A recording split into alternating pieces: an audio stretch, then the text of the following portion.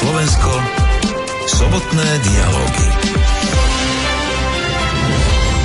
V Európe začali vyrastať ploty a pred nekončiacim prúdom utečencov z krajín sužovaných vojnou, biedou, náboženskými či etnickými spormi sa hranice únie začínajú postupne stále viac uzatvárať.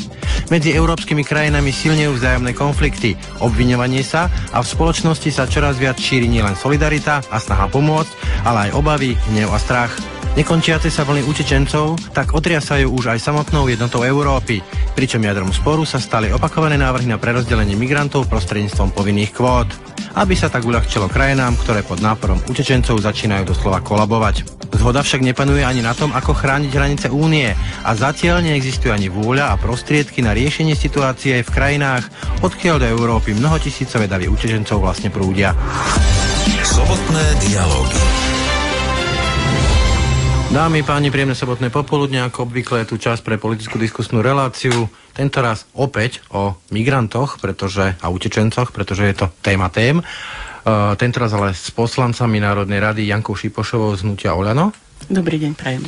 Robertom Maďom zo strany Smer sociálna demokracia. Príjemné popoludne prajem. A Jurajom Drobom SAS. Pekné poludne všetkým. No a pekné počúvanie od mikrofónu želá aj Brane Dobšinský. Doplním reláciu kvôli pracovným povinnostiam pozvaných hostí. Predávame v piatok popoludní. Dáma, páni, úplne na úvod skúsme 2-3 vetami, aby to neboli monológy. V čom je podľa vás pointa celej tej utečenecko-migračnej ságy, ktorej Európa teraz čelí a zjavne nevie, čo s tým? Čo s tým? Pani Šipošová. Ťažká otázka, že čo je pointa, lebo z ktorej strany sa pozrieme, ale čo s tým asi v tejto chvíli nikto nevie presne povedať, len sa bojím, že sme to nechytili za správny koniec. Pre mňa je pointa v tom, že viac sa sústreďujeme na veci, ktoré sú možno nie prvoradé, nesústreďujeme sa na to riešenie a veľmi mi vadí, že sa v prejavoch, vyjadreniach, hodnoteniach vlastne vyvolávajú negatívne emócie, strach a až nenávisť. To mi vadí veľmi. Pán Droba? Strana SAS zatiaľ ako jediná predstavila ucelený koncept toho, ako by sa situácia mala riešiť. Takže je to vážna situácia. Osobne si myslím, že je to najkritickejší moment v histórii Európy od čias druhej svetovej vojny. A pointov by bolo riešenie? Pointov je riešenie, ktoré predstavím potom ďalej v diskusii, ale dali ste mi iba 2 vety. Áno, dostaneme sa k tomu. Pán Madej? Treba povedať, že ide o Európu ako takú. Bohužiaľ, niektorí európski politici, hlavne zo západných štátov, robia veľkú chybu. Mám osobne pocit, že Európa stratila dneska zmysel pre dodržiavanie zákonnosti, stratila zmysel pre dodržiavanie medzinárodných záväzkov a stratila aj pud seba záchovy. Je to v tom, že pokiaľ máme na území členských štátov osoby, ktoré sa sem dostali ilegálne, predstavte si, keď poruší zákon, akýkoľvek migračný zákon jeden človek, tak polícia si s tým vie rady. Ale dneska si štáty nevedia rady s nelegálnou migráciou viacerých ľudí. Lídri dokonca veľkých štátov hovoria, otvorme náruč, ale dneska hovoríme o tom, že na území Európskej únie sa ľudia dostali nelegálne. Druhá vec, Schengen nefunguje. Každý štát, a dneska sme v zväzku štátov, má záujem chrániť svoje vonkajšie hranice. Je to výsostné právo všetkých štátov a dneska si tie hranice chrániť nevieme. Naopak, kritizujeme Maďarsko, že si hranice chráni. Ja osobne si myslím, že by sme... Poslednú vec. Ja osobne si myslím, že by sme mali podporiť ochranu vonkajších hraníc a pud seba záchovy. Dostaneme sa k tomu, pán Madej. To je ďalšia vec, o ktorej budem veľmi rád hovoriť ďalej. Okrem tej migračnej vlny, alebo teda vlny utečencov, problémom je, že Európa sa nevie dohodnúť. Dokonca už teraz americká tlač o tom píše, že spoza oceánu to vidia aj tak, že vlastne sa to delí na východnú, západnú Európu opäť a sa špekuluje o tom, či bolo vôbec dobré zobrať štáty východnej Európy po 89. do Európskej únie kvôli vnímaniu solidarity tam a tu. A láme sa to práve na otázke tých kvót. 120 plus 40 tisíc. Opäť sa o tom má hovoriť. My sme informovali pred pár dňami, že údajne už by tieto kvóty nemali byť povinné, ale dobrovoľne. Pre agentúru Reuters to potvrdil nemenovaný vysoko postavený zamestnanec Európskej komisie s tým, že vlastne existuje tu obava, aby neprišlo k ďalšiemu fiasku. Taká základná otázka, teda z vášho pohľadu ten posun od povinných k dobrovoľným povedie k niečomu zmysluplnému? Ja si myslím, že zle začíname. Mne sa práve toto nepáči, ako ste, pán poslanec Madej, začali s tým, že kto tam môže byť, čo môže byť nebezpečné, ochrana hraníc. Najprv sme mali analyzovať a možno viac počúvať a prizývať si odborníkov, lebo politici nie sú múdri takí, že všetko vedia. Odborníkov na geopolitológiu a tak ďalej, aby sme rozanalizovali, prečo sa to deje, lebo ten proces asi nie je náhodný. A potom rozprávať o týchto veciach jednotlivo, ale nie začínať od kvót. Podľa mňa kvóty je veľmi nešťastný moment. Už len to slovo samé vyvoláva napätie, vyvoláva zlobu. Ja som tým došiel kvôli tomu, že stala sa z toho centrálna téma aj na slovenskej politike a aj to delí vlastne samity, stretnutia ministrov vnútra a podobne a láme sa to tam preto. Ja vás rozumiem a práve to chcem povedať, že zdá sa mi chybou, že sa z toho stala centrálna téma. Ja som sa pýtala ministra Kaliňáka na tejto schôdzi v dni, keď sa rokovalo o tej téme, že ako kto vníma tie kvóty. Pre mňa kvóta môže znamenať aj limit, nad ktorý by tá ktorá krajina nemala ísť, alebo množstvo, ktoré musíme prijať za každú cenu. Ale aj keby to bolo to druhé, tak podľa rozhodnutia Rady Európskej únie nejde o to, že prijať všetkých tých, ktorí sa valia z Turecka, Maďarska, alebo neviem odkiaľ, ale vlastne to, čo nehovoríme a čo možno chcel povedať pán poslanec Madej, tú ochranu vonkajších hraníc, šengenských hraníc, alebo teda nie, že ani tak o ochranu hraníc by mi išlo, ale o to, aby sa ten azylový proces naozaj dial tak, ako sa má, ako je to všade napísané a čo nie je žiadna novinka. A až z tých, ktorí požiadajú o medzinárodnú ochranu, treba hovoriť o, povedzme, kvótach, aj keď teda som povedala, že nechcem používať to slovo.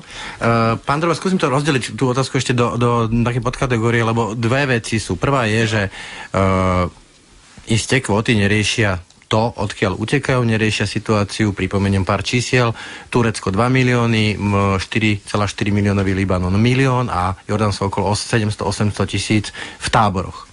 To neriešime kvótami. Na druhej strane máme ich v Maďarsku, máme ich v Grécku, máme ich teraz aktuálne v Chorvátsku, zatvorilo hranice, máme ich v Taliansku. Tie štáty nezvládajú túto situáciu a preto sa hovorí o kvótach. Čiže z vášho pohľadu tiež to nie je riešenie odľahčiť týmto štátom kvótami? I keď hovorím, nevyrieši to tú vonkajšiu situáciu. Naša pozícia, hovorím teraz za stranu SAS, bola od začiatku veľmi jasná. My sme kvóty odmietli. Myslíme si, že je to veľmi nešťastné riešenie. A ak sa na to pozrieme aj cez ten liberálny uhol pohľadu, tak je nemysliteľné, aby sme my migrantom, o ktorých vieme, že väčšinou sa snažia dostať do najvyspelejších krajín západnej Európy a prípadne Škandinávie, jednoducho im nemôžeme nadiktovať, aby ostávali na Slovensku. Čiže aj keby sme akékoľvek kvóty mali, tak tí ľudia pri prvej možnej príležitosti hľadajú spôsob, ako sa dostať do Švédska, prípadne do Veľkej Británie alebo do Francúzska. Ale ja si poviem jednu zásadnú vec, že nemyslím si, že je to len problém Európskej únie, ja si myslím, že je to globálny problém. A pýtam sa celosvetového spoločenstva, že keď na jednej strane vidíme, ako zareagovalo Turecko, prípadne Libanon, prípadne Jordánsko a dokonca do určitej miery aj časť Iraku, tak kde ostali štáty ako Spojené arabské emiráty, Saudská Arábia, Kuvajt a Bahrajn, 4 najbohatšie štáty Perského zálivu, ktoré zatiaľ neprijali ani jedného utečenca a jediné, čo zatiaľ robia, je, že sľubujú nejaké finančné prostriedky na to, aby sa iné krajiny starali o utečencov. Prípadne stavať mešity, ale doplním, že Saudská Arábia tvrdí, že oni prijímajú, ako ich nevolajú migranti. Pán Madej, ja by som to posunul. V tejto relácii pred týždňom diskutoval Béla Bugár s Robertom Kaliňákom a Béla Bugár prišiel šéf strany moci s tým, že v poriadku, kvóty nie sú dobré riešenie a ako povinné, ale Slovensko by pokojne mohlo zvládnuť povedzme 800 alebo koľko migrantov, že by sme sa ponúkli a keď tu tí ľudia nechcú zostať, tak oni tu nezostanú, odídu. Ale ukážeme dobrú vôľu. Podobne v Česku minister pre legislatívy Jiří Dienstbier mladší hovorí o tom, že Česko by zvládlo 15 000. Doplním to ešte jedným číslom. Nemecko 800 000 ponúka Sýrčanov azyl, alebo teda azylovú procedúru. A my ich ponúkame 200. Ja chcem potvrdiť, že my už dneska pomáhame kolegom z Rakúska v rámci azylovej procedúry. Sú niektorí azylanti umiestnení v Gabčíkove, ale... Už chodia tam, áno. Ale pravdou je jedna vec, pán redaktor. Kvóty ako také sú úplný nezmysel. Veľké štáty, ktoré si hovoria vyspelé štáty západnej Európy, ktoré sú tým lákadlom pre migrantov, si musia uvedomiť, že oni idú k ním. K ním chcú ísť. Vzhľadom na voľný pohyb osôb my tých migrantov tu neudržíme. Musia si uvedomiť, že keď chcú zastaviť tento migračný nával, musia byť v prvom rade pre nich prestať byť lákadlom, a to je napríklad v niektorých azylových konaniach dostávajú tí, ktorí žiadajú o azyl, nič nemusia robiť a celkom dobré príspevky, ktoré by im závideli aj naši dôchodcovia. A druhá vec v niektorých krajinách, musíme chrániť šengenské hranice, vonkajšie hranice. Planéta Zem má viac ako 7 miliard ľudí. A určite sa so mnou zhodnete, že ľudia v Európskej únii sú medzi tými 20% na tejto zemeguli, ktorí sú na tom dobre. Ale my nie sme schopní, a to je o tej ekonomickej migrácii, uživiť všetkých v malej Európe. Treba práve preto, a to aj vás chcem poprosiť, pán redaktor, aby ste rozlišovali medzi migrantom a utečencom. To, čo som hovoril na začiatku, že sa v Európe nedodržiava zákonnosť. No to vie keď prechádzam hranicu, ja mám rešpekt v šengenskej hranici. Pán Mode, len aby som mohol reagovať sekundu. Jednou vetou. Rozlišiť to môže až azylová procedúra súdca. Presne tak, neviem povedať, dovtedy je to migrant. Alebo utečenec. Nie. Utečenec sa stane podľa európskych smerníc a našich zákonov v čase, keď má priznaný štatút utečenca. Dovtedy je to len migrant. A teraz si povedzme, že ide žiadateľ o azyl. Dovtedy, predstavte si, ja mám rešpekt pre šengenskou hranicou. Pozrú vám celé auto, či náhodou nemáte o deci alkoholu navyše a tak ďalej. Máte rešpekt pred policajtami. A ja tu vidím dneska ľudí, ktorí búrajú ploty, sú agresívni, hádžu kamene do policajtov a pýtam sa, keď sú ochotní ľudia porušovať zákony pri prekračovaní vonkajšej hranice, ako sa budú správať u nás.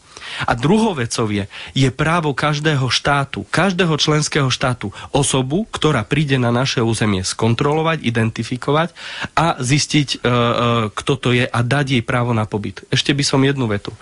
Na Slovensku je 73 000 cudzincov.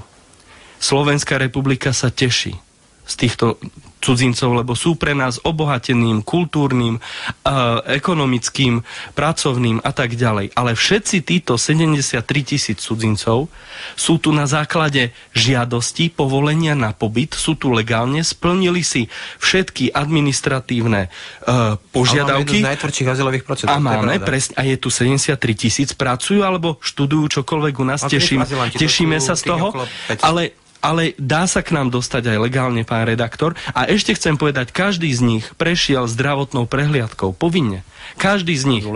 Dneska tu máme 100 000 ľudí, ktorí sa nelegálne pohybujú cez vonkajšie hranice medzi vnútornými a už si to uvedomili aj priatelia z Nemecka, že už to začína byť aj pre nich problém, že doteraz mali otvorenú náruč a tolerovali nezákonnosť v Európe.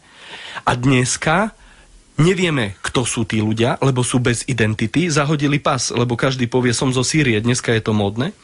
Tí ľudia môžu byť obrovské bezpečnostné riziko. Neviete, či nespôsobili nejaký trestný čin. Tí ľudia môžu byť riziko zdravotné, pretože nelegálnemu migrantovi nemôžete nariadiť ani zdravotnú prehliadku. Ale toto je to strašenie. Tieto problémy sú pri 100 000 ľuďoch určite áno.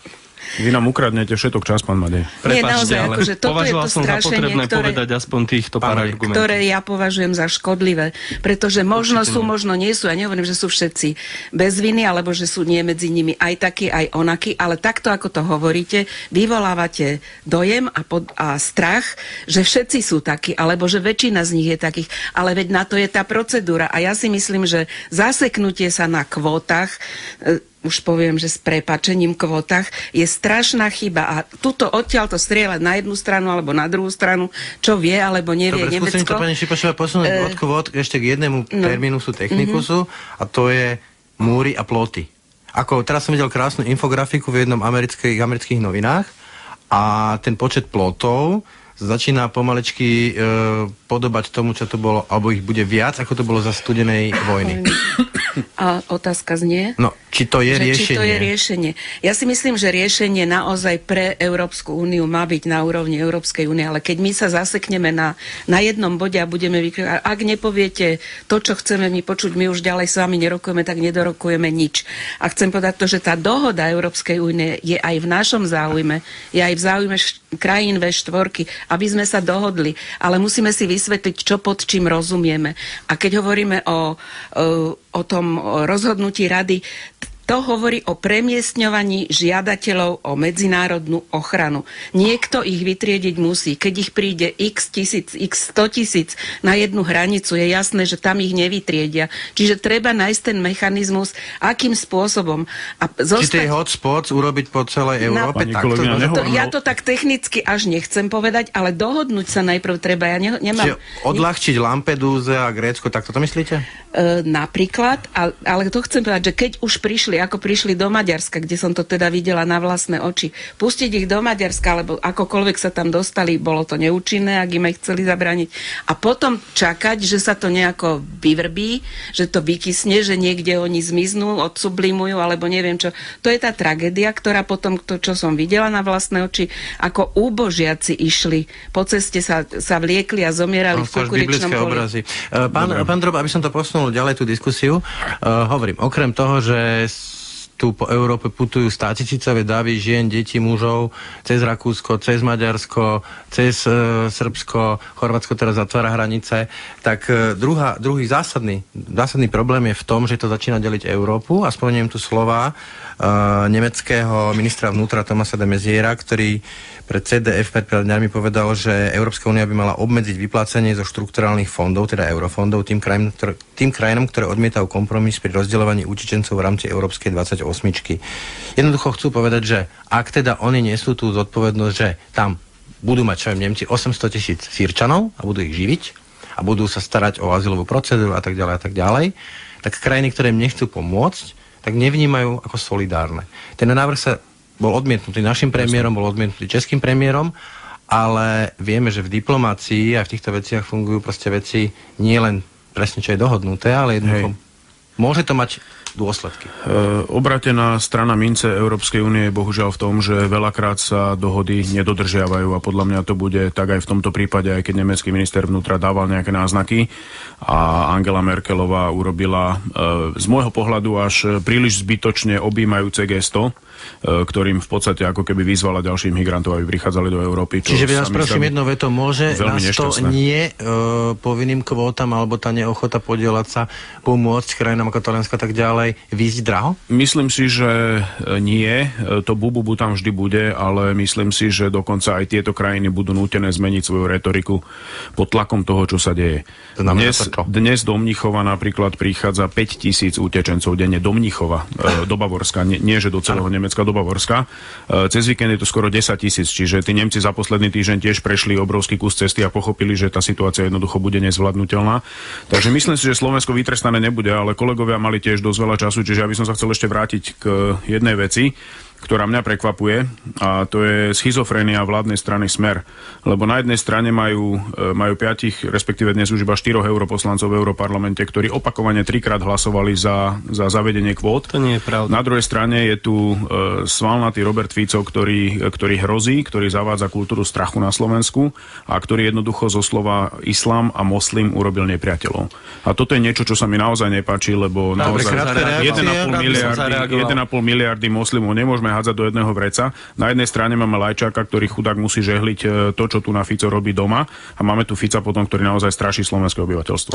Rád by som odpovedal, lebo určite to nie je pravda. Pokiaľ ide o poslancov v Europarlamente, pokiaľ ide o vždy tie časti, ktoré hovoria o kvótach, vždy hlasovali proti, tak si to lepšie naštudujte, ešte pán raz? kolega. Pokiaľ ide... Konkrétne mená vám poviem, konkrétne dátumy hlasovania. Smeráci hlasovali za kvóty. Smeráci hlasovali za kvóty všetci. Keď nie ste schopní argumentácie, tak vyzerá. Ja mám fakty. Jeden po druhom. Faktom je, pán kolega, faktom je, že nebyť vlády Roberta Fica na Slovensku, tak národno-štátne záujmy Slovenskej republiky a dovolím si povedať aj členských štátov Európskej únie tvoriacich V4, Maďarov, Čechov a ďalších by neboli tak hájené. Robert Fico je v tomto veľkým lídrom a pevne verím, že bez ohľadu na to, ako na konci dňa hlasovanie v Európskej únii na rade dopadne, dal najavo, že Európska únia musí naspäť prísť k rozumu a riešiť racionálne riešenia. Tie vaše riešenia, pán kolega, sú o tom, že pán poslanec Poliačik sa ide na 5 minút pretrčať medzi imigrantov, ukáže sa s jednou fľašou minerálky, ktorú im podáva. Vy netušíte, čo všetko urobil. Ale dobre, netušíte, čo všetko Martin Poliačik urobil. Ja len chcem dopovedať, dovolte mi, lebo hovorili sme tu o kvótach a chcem povedať, že naozaj tie kvóty sú úplný nezmysel v tom, ale však vaši poslanci za ne hlasovali opakovane. Západné štáty sa chcú nejako tváriť dobre medzi svojimi voličmi. Máme problém, ale zdieľame ho so všetkými, musíme ho takto riešiť. Tí utečenci u nás, alebo imigranti u nás nezostanú, oni pôjdu ďalej. V tomto je nezmysel a kvóty budú len lákadlom pre ďalších. Preto musíme kvóty odmietnúť. Pamätám si, že tu bola taká jedna výchrica v Tatrách a vtedy Slovensko žiadalo a aj dostalo peniaze z európskych fondov. Máme krízové fondy. Áno. A tiež sa nikto nepýta, či to boli vykopané dostatočne potoky, či to bolo všetko urobené, ako sa malo. Dostali sme peniaze a boli nám dobré. Nemôžu oni povedať, fajn, keď potrebujete, natrčíte ruku a dostanete. A teraz, keď niečo chceme my, tak nás pošlete na Pán redaktor, máte úplnú pravdu, lenže rozdiel v týchto dvoch prípadoch je, že druhú búrku nezastavíte. Proste príde. To závisí od počasia.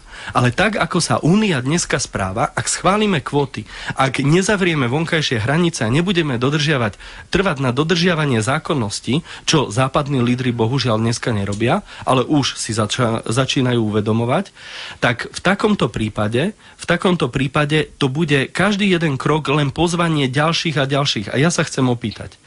Ekonomická migrácia nie je samozrejme tolerovaná pre príchod do iného štátu. Je utečenectvo, medzinárodná ochrana. Ale keď vám tu aj s pánom poslancom Drobom povieme, že sa zhodneme, že 90% je mladých mužov, možno špekulatívne, akože by to nebolo špekulatívne. Niekto uteká pred vojnou. Ja sa chcem spýtať, ale niekto uteká pred vojnou. V Srbsku je vojna, v Maďarsku, áno, ale v Maďarsku je vojna, ide ďalej. V Rakúsku je vojna, nie. Ten imigrant prejde do Nemecka, pretože tam je to lákadlo. Povedzte mi, je to iné ako ekonomická imigrácia? A ja si kladiem otázku. Dokáže Európa, ak sa takto rozbehneme, ak to nezastavíme, dokáže uživiť na našom území 7 miliard ľudí? Prepačte, pán poslanec, zlo hovoríte. Nechajte. Prosím vás, ja chcem reagovať aj na to, čo hovoríte. Odkiaľ je to číslo 90%? A povedzte, či ste tam boli, či ste tých ľudí, ktorí išli alebo ležali na stanici Kelety, či ste ich videli? Kde je tam... Či podľa vás 95% je mýtus? To je proste... Ja by som chcela vedieť, kto to spočítal. Ako to spočítal, keďže sa neregistrovali? Rád odpoviem niekoľkými ale ešte na jednu vec som chcela reagovať. Vy hovoríte, že to je finta, alebo ako ste to povedali, že to je zámer západných štátov, aby boli nejakí pred svojimi voličmi. A nie je to náhodou aj zámer, možno aj vás, aby ste vychytili tú tendenciu našich občanov, ktorí absorbujú tento strach a aby považovali za svojho spasiteľa. Pani, sekundičku, teraz nechám chvíľočku prehovoriť prezidenta zo záznamu, pustím krátky jeho pár viet, aby sme sa dostali práve na tú domácu scénu. Takže prezident Andrej Kiska. O tom, čo sa deje v Európe, tak u nás doma mi chýba v tej diskusii jeden taký základný rozmer. A to je taká tá základná otázka, či sme alebo nie sme ochotní, ale dobrovoľne a iniciatívne dať pomocnú ruku.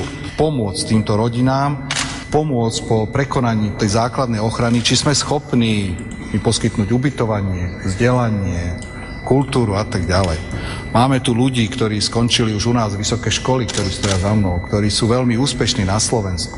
A ja som presvedčený, keď sa dobre pozrieme na to, čo doma máme, že skutočne sme schopní pomôcť. Sme schopní pomôcť z pohľadu štátu a jeho bezpečnosti. Sme schopní a pripravení z pohľadu tisíciek jednotlivcov, osôb, ale aj organizácií sme schopní pomôcť. je to len jedna absolútne najdôležitejšia vec, že sa z toho nesmie robiť jedna veľká predvolebná politická téma. Toľko prezidenta Rekiska. Takže, dáma páni, pán Droba, ja si spomeniem zase opäť jedno číslo. V roku 94 tu bolo mnoho ľudí z Čečenska. Bol som už tedy novinár, nepozoroval som nejakú paniku. Teraz, keď čítam, alebo idem trebárs do krčmy, tak vládne tu hodne veľa strachu a hodne veľa predsudkov. Rozumiem tomu strachu, ale podľa vás, kde sa to berie? Súhlasím s vami a súhlasím do bodky so slovami prezidenta Andreja Kisku. Je to o nás, či sme ochotní pomôcť alebo nie. Vládna strana a konkrétne predseda vlády tu zasievajú xenofóbiu, nenávisť, zasievajú strach, využívajú celú situáciu na svoju predvolebnú kampaň. A dá sa to zvaliť iba na jednu stranu? Poviem pár faktov, lebo pán Madej ma tu z niečoho obviňoval, ale konkrétne Monika Flášiková-Beňová, pani Strelková, pán Maňka, pán Zala, dvakrát každý z nich hlasoval za kvóty. Pani Strelková taká nie je. Pán Zala, neviem ako sa volá, tá vaša štvrtá. No už sa nevracame. Dobre, pán Zala raz nebol na hlasovaní, ale mal som výpisy z hlasovaní. Títo traja opakovane hlasovali za kvóty, ktoré premiér Fico urputne odmieta. Takže čo sa tu deje vo vašej vládnej strane? Po druhé, aktivity pána Poliačika sú o mnoho intenzívnejšie, ako si vy myslíte. Netušíte, čo spravil. On sa práve že snažil nemedializovať všetko, čo robí. A po tretie, poďme na riešenia. Riešenia predložila strana SAS a ak chcete, môžem o nich chvíľu hovoriť. Dobre, pán Madej, skutočne, ako naozaj chápem, povedzme, cez Maďarsko idú do Rakúska, do Nemecka. Tam sú tisíce tých migrantov. Tam to zažívajú na vlastnej koži. A aby som rozumel tomu, že tí ľudia, keď sú konfrontovaní na kelety tej stanice a tak ďalej, majú nejaké pocity. U nás prakticky nie sú.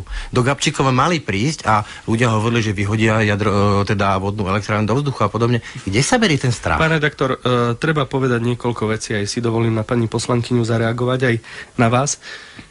Povedzme si najprv úprimne, nevidíte to, že to je ekonomická migrácia? Nevidíte to, keď minulý víkend prešlo 14 000 ľudí Rakúskom a iba 700 požiadalo o azyl? Nie, počkajte, dopoviem, ale nevidíte to? No, že im ekonomicky emigroval do Kanady. Dobre, a tiež sa ho nebáli. Ale nelegálne prekročili hranicu. Nevidíte to, neviete ich pobyt, neviete ich identitu častokrát, lebo odhodia pás, len si myslia, že prejdú pešo. S tým súhlasím, ale prečo tie strašné obavy? Ďakujem veľmi pekne. Nepoznáte tých ľudí, neviete, kto to je, neviete, aké je to bezpečnostné, zdravotné a ďalšie riziko. Ale preto nemôžete hovoriť, že všetci idú zabíjať. To znamená, prepáčte, ale nejaký poriadok musí byť zákonnosť pri prekračovaní hraníc. 700 zo 14 000 je 95%, 5% zostalo, 95% ide ďalej. Čoho sa majú bať v Rakúsku, ak sú to utečenci? Ja tvrdím, že naozaj, a bol som napríklad v Nickelsdorfe osobne, videl som aj osobne, keď už nestačia tieto štatistiky pre vás, podľa môjho názoru cca 90% mladých mužov v mojom veku, 30 rokov, ktorí prechádzajú touto hranicou. Áno, boli ženy aj deti, boli, ale drvivá väčšina boli muži a mladšieho. Pýtali si odo mňa SIM-kartu, pýtali sa na taxík, ako sa môžu prejsť. Ľudia z táborov, áno, môžu že pošlú ďalej. Muža a on nechá ženy a deti v tábore v Libanone. Samozrejme, je tam vojna a nechám svoju ženu vo vojne. To urobí. To znamená, ale dovolte mi dopovedať, lebo ešte jednu vec, bol som obvinený z niečoho. Práve kvôli tomu, že chceme, aby aj v Európskej únii trošku zavládol rozum, aby sa tieto migračné toky kontrolovali, tak jediný, kto na tomto najlepšie trvá, je práve naša vláda a Robert Fico. A toto nemôže nikto uprieť. A je lídrom medzi krajinami V4. Pani Šipošová, čím si vy vysvetľujete? Ja som sa na to pýtal aj predsedu vlády, keď tu bol, a to bolo práve tie reakcie, až brutálne reakcie, povedzme na tých 70 ľudí, vyše 70 ľudí, ktorí sa udusili v tom kamióne. 71. Áno. Dokonca deti. A tie reakcie boli proste príšerné. Kde sa to berie? Som z toho sama zdesená. Ja som podala nejakú reportáž z toho, čo som zažila v tom Maďarsku a tie reakcie tiež boli otrasné. Ale ja si myslím, že ich povzbudzuje práve takáto retorika, pán poslanec, ako máte vy. Vy poviete v jednej vete, že vlastne z toho sa dá vybrať len to, bojme sa ich, nepustíme ich sem, napriek tomu, že oni tu nie sú. Ani nechcú ísť. A tak je pravda zase, že nerešpektujú častokrát tie zákony. Ale viete, čo to je masa? Tam nemôžete povedať ani ich rozdeliť hovoriť štatisticky, nie je pravda, že je 90% mladých mužov.